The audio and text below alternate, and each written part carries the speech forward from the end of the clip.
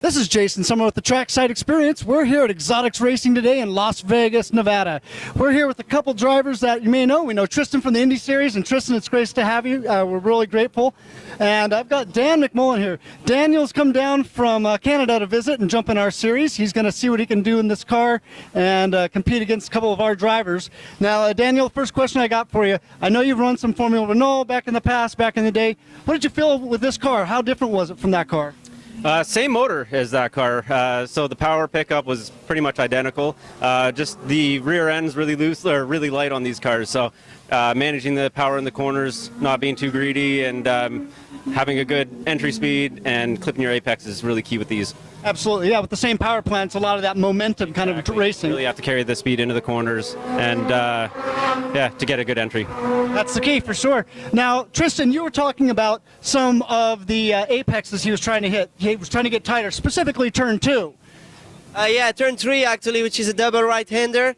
I was just trying to get him to turn in a bit earlier so he can carry more speed into the corner. As he was saying, these cars are a bit like an open wheel. You want to carry a lot of speed into the corner. They are loose on power, so you can only get on power so early, you see what I mean? So you really want to make the most of the entry speed in the corner and carry a lot of speed to the apex, and he did really good. Every lap he was improving, getting better and better. I mean, he's not been in race car for like, what, 7 years, so that's pretty impressive. His lap times were really good for a comeback, and what was very encouraging is that Dan was really like sinking in the car and improving every lap. I could see him try stuff and you know, tightening up his lines and his entry speed, so that's good. It's very encouraging for his next session. Excellent, excellent. Well, I took out Daniel yesterday, and that same area we seem to struggle with, that turn 3 specifically, pardon me. But with that turn 3, hitting that apex, yeah, I noticed you were saying you wanted him to brake a little later into that turn. Is that going to allow him to carry more speed throughout that?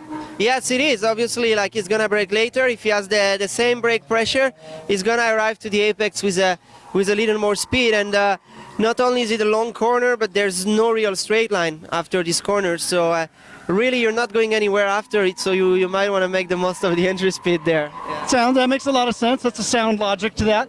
Now, Dan, when you're coming out here, obviously you got a lot to think about before you come out again. Now, what do you see one of your areas that you want to really focus on? Obviously, we talked about turn 3. What else do you see you could concentrate on? Just really calming myself down in the car, being out of the car for 7 years. Your heart gets racing. Yeah, managing my heart rate and just really learning the car, progressing with the car, and not getting ahead of myself. That sounds like a good logic as well. All right, well, I thank you both for the time, and this is Jason with the Trackside Experience saying you got to come out and check out this EXR series. A lot of opportunity out here for some of your drivers that may have been out of the seat for a while. And get you back in, get you running some laps, and get you flying. Thanks again, Tristan. Thanks again, Dan. Hope you guys have a great rest of your day. Thank you.